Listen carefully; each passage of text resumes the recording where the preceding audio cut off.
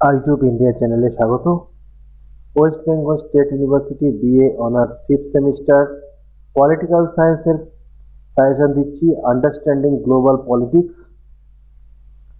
সাজেশনটা অনেকদিন আগে দেওয়া হয়ে যেত, কিন্তু টেলিগ্রাম চ্যানেলে দিয়েছিলাম, আমি ভুলে গেছিলাম ইউটিউবে দিতে। তো সাবস্ক্রাইবার বন্ধু একজন আমায় বললো এটা দেওয়া, তার জন্য আমি দিচ্ছি। একদম ভুলে গেছি, তার জন্য সরি, একদম ভুলে গেছিলাম। যা সাজেশন দিচ্ছি এখান থেকে তোমরা 100% কোশ্চেন কমন পাবে। বড় প্রশ্ন হোক ছোট প্রশ্ন হোক অবশ্যই কমন পাবে। মার্কস 2 এর জন্য পড়বে ব্রেটন উডস প্রতিষ্ঠান সমূহ কোনগুলি, মোস্ট ফেভার্ড নেশন বা সর্বাধিক সুবিধাপ্রাপ্ত দেশ, তকমাটির অর্থ কি, মুক্ত বাণিজ্য চুক্তি কি, মেধা সম্পদ কি ও এটি কিভাবে সুরক্ষিত থাকে, বিশ্ব ব্যাংকের কাজগুলি উল্লেখ করো, টিএনসির 4টি দৃষ্টান্ত লেখো। আন্তর্জাতিক সন্ত্রাসবাদ বলতে আপনি কি বোঝেন, সিটিবিটির দ্বারা কি বোঝানো হয়,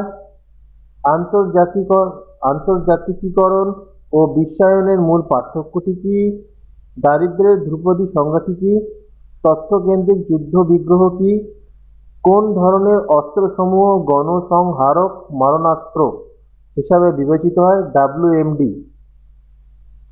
হিসাবে বিবেচিত হয়।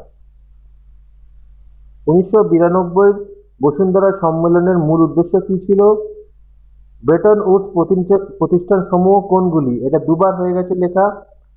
উরুগুয়ের রাউন্ড আলোচনা কেন গুরুত্বপূর্ণ ছিল, অকুপাই ওয়াল স্ট্রিট আন্দোলন বলতে কি বোঝো, মেধা সম্পদ কি ও এটি কিভাবে সুরক্ষিত থাকে, পরমাণু শক্তি সরবরাহকারী গোষ্ঠী কি ধরনের ভূমিকা পালন করে, ব্রিক্সের প্রধান উদ্দেশ্যগুলি কি, আন্তর্জাতিক অর্থ ভান্ডারের মৌলিক কার্যাবলী কি, গ্যাট কি।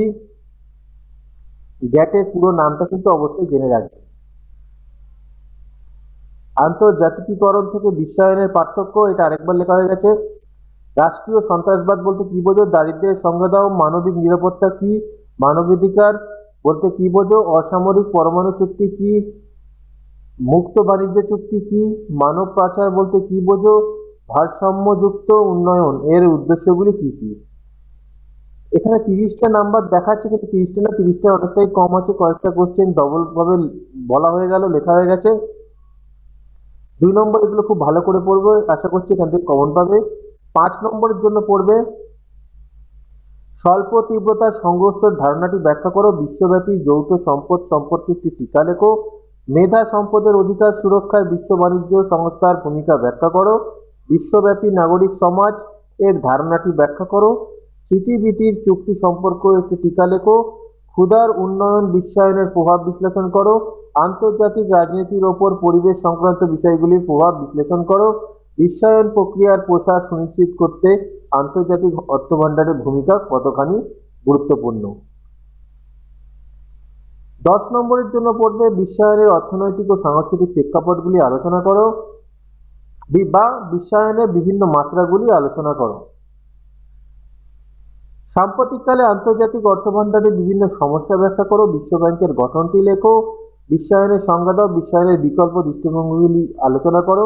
তুমি কি মনে করো বিশ্ব রাজনীতি দ্বিমেরুকতার দিকে প্রত্যাবর্তনের সংকেত প্রদান করেছে? এটা হচ্ছে মডেল 1 থেকে। মডেল 2 থেকে পড়বে অর্থশাস্ত্র ও প্রযুক্তির নিরিখে বৈষম্যের বিশ্বব্যাপী চরিত্র সম্পর্কে একটি টিকা লেখো, একবিংশ শতাব্দীর বাস্তবতার প্রেক্ষাপটে পরমাণু অস্ত্র প্রসার রোধী শাসনতন্ত্রের প্রাসঙ্গিকতার মূল্যায়ন করো, সন্ত্রাসবাদের প্রসারে বিশ্বায়নের প্রভাব আলোচনা করো, শান্তি রক্ষায় নিরাপত্তা পরিষদের ভূমিকা আলোচনা করো এবং উপযুক্ত উদাহরণসহ বিশ্ব সন্ত্রাসের উদ্ভবের পশ্চাতের কারণ বিশ্লেষণ করো। মডেল 3 থেকে পড়বে পরিবেশ সুরক্ষা সংক্রান্ত আন্তর্জাতিক চুক্তিপত্রগুলি যথাযথ মূল্যায়ন করো, জলবায়ু পরিবর্তন সম্পর্কে ঐক্যমত সৃষ্টির প্রয়াসকে বিশ্ব রাজনীতি কিভাবে প্রভাবিত করেছে, বিশ্বব্যাপী যৌথ সম্পদ সম্পর্কে একটি প্রবন্ধ লেখো এবং গ্লাসগো জলবায়ু সম্মেলনের সাফল্য ও সীমাবদ্ধতার যথাযথ মূল্যায়ন করো। এই প্রশ্নগুলো পড়ে যাবে, 100% তোমরা কমন পাবে। এগুলো ভালো করে পড়বে, এগুলো থেকে একটা প্রশ্ন বাদ দিয়ে যেও না। কোশ্চেন কিন্তু মুশকিল হয়ে যাবে, কারণ মডিউল 1, মডিউল 2, মডিউল 3 এই যে কোনো মডিউলের একটা মডেল কিন্তু কমন পাওয়া যায় না, যদি প্রিভিয়াস ইয়ারের কিছু প্রশ্ন পড়ে যায় হয়তো বাকিগুলো পাওয়া যাবে, কিন্তু একটা মডেল বাদ চলে যাবে। তাই যা সাজেশন দিয়েছি সেগুলো কিন্তু ভালো করে পড়বে, অবশ্যই পড়বে। ভিডিওটা ভালো লাগলে লাইক, কমেন্ট, শেয়ার করে দিও।